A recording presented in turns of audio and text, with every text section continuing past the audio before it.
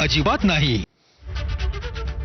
चौफेर महाराष्ट्र पाहताय आपण. ब्रेक नंतर स्वागत. सोलापूरच्या अंजनगाव मधील तणाव आता आणखी चिघळलाय. 1 तारखेला खेलोबा मंदिराच्या प्रांगणामध्ये अज्ञातांनी शिवरायांचा पुतळा बसवला. त्यानंतर गावामध्ये तणाव निर्माण झाला. प्रशासनानं दोन्ही समाजांशी चर्चा केली, मात्र ती निष्फळ ठरली. आता स्थानिक पातळीवर तोडगा काढण्याचे प्रयत्न सुरू आहेत. राजन पाटलांच्या उपस्थितीत आज दोन्ही समाजाची बैठक झाली. या बैठकीनंतर वादावर तोडगा निघणार का हे पाहावं लागेल. दरम्यान अंजनगावामध्ये मराठा आणि धनगर समाज आजही आमनेसामने आले होते, तर लक्ष्मण हाके अजूनही आपल्या मागणीवर ठाम आहेत. मंदिराच्या जागेची मोजणी करण्याला हाकेंनी विरोध केलाय. मोजणीसाठी जाणाऱ्या शासकीय अधिकाऱ्यांना हाकेंनी धक्काबुक्की केली.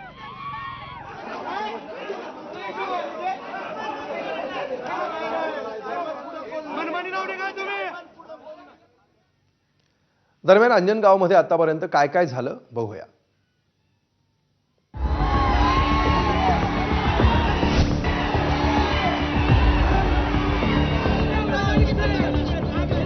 अंजनगावात अज्ञातांनी छत्रपती शिवरायांचा पुतळा उभारल्यानं तणाव निर्माण झाला.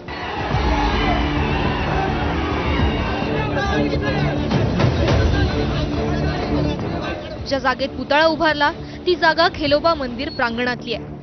सदर जागा मंदिराच्या ट्रस्टची असल्याचा दावा धनगर समाजानं केला, तर जागा सार्वजनिक बांधकाम विभागाची असल्याचा दावा मराठा समाजानं केला आणि जागेची मोजणी करून पुतळा आहे तसाच ठेवण्याची मागणी केली. पोलीस अधीक्षक अतुल कुलकर्णी आणि आमदार अभिजित पाटलांनी दोन्ही समाजाशी चर्चा केली, मात्र तोडगा निघाला नाही. ओबीसी नेते लक्ष्मण हाके गावात दाखल झाले आणि अन्नत्याग आंदोलन सुरू केलं.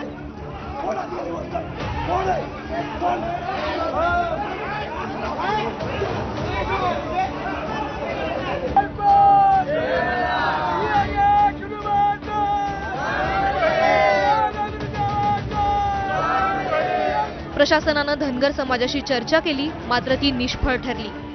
लक्ष्मण हाकेंविरोधात मराठा समाज आक्रमक झाला. दोन्ही गट आमने सामने आले.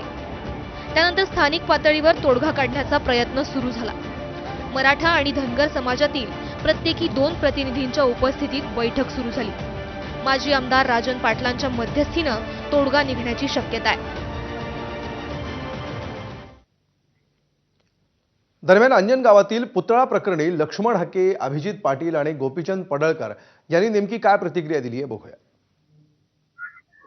सन्मानानं छत्रपती शिवाजी महाराजांचा बेकायदा रात्री अपरात्री शिवाजी महाराजांचाच अवमान होतो. यातून आम्हाला काही चांगलं वाटतंय का इथं आंदोलनाला बसायला?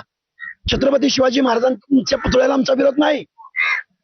ज्या वृत्तीनं, ज्या प्रवृत्तीनं धनगर समाजाच्या मनात दहशत निर्माण करण्यासाठी हे कृत्य केलंय, ती माणसं मोकाट फिरतात.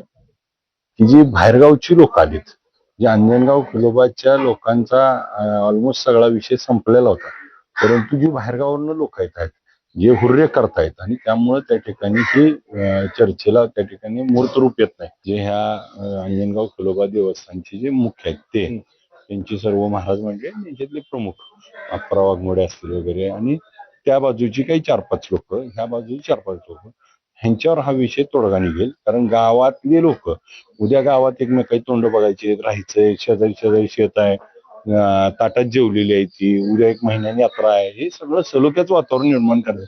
तर ह्या गावातल्याच फक्त लोकांनी यामध्ये असतील तर नक्की लगेच तोडगा निघेल. महाराजांशी आमची चर्चा झाली, SP साहेबांची चर्चा झाली आणि SP साहेबांनी ज्यांची जी काही चर्चा झाली त्यानुसार आम्ही SP साहेबांचं त्यांचं एकमत झालंय, त्यानुसार आम्ही पुढे जातोय. हे दिसतंय असं प्रकरण नाही. दिसायला आपल्याला पुतळ्याचं प्रकरण दिसत असेल, याच्या पाठीमागं मोठं षडयंत्र आहे आणि त्याच्या खोलामध्ये जाण्याची नितांत आवश्यकता आहे. जेव्हा जेव्हा देवाभाऊ राज्याचे मुख्यमंत्री असतात तेव्हा अनेकांना पोटसूळ उठतो. त्यांना वाटतं की महाराष्ट्र अस्थिर करावा, वातावरण बिघडवावं, पण महाराष्ट्रातली जनता सुज्ञ आहे. महाराष्ट्रातली बहुतांश लोक म्हणजे 70-80% लोक ही देवाभाऊंच्या सोबत आहेत. हे जे कारस्थानी करणारी लोक आहेत त्यांच्या सोबत लोक नाहीत, परंतु त्यांना जातीय दंगली करायचे आहेत, महाराष्ट्र अस्थिर करायचं आहे, समाजामध्ये तेढ निर्माण करायचे आहे.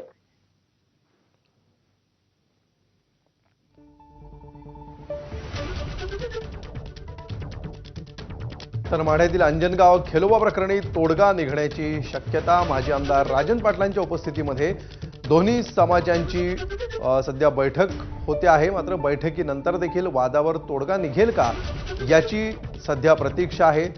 जागेच्या मोजणीसाठी आलेल्या अधिकाऱ्यांना धक्काबुक्की झाल्याचा प्रकार देखील घडलेला आहे. त्यामुळे अंतिम तोडग्यापर्यंत पोहोचण्याचे प्रयत्न सुरू आहेत. मात्र अद्याप तोडगा काही दृष्टीपथात दिसत नाहीये.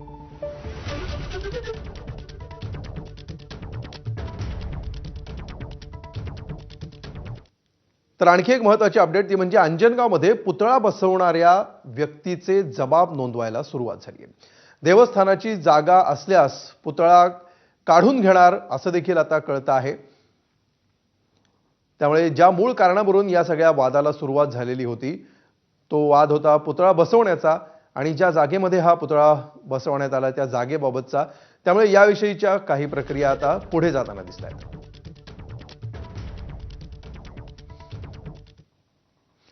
पुढची बातमी महाराष्ट्राचे माजी मंत्री आणि प्रहार संघटनेचे अध्यक्ष बच्चू कडू यांच्यावर अपघाताचा बनाव करून ठार मारण्याचा कट केला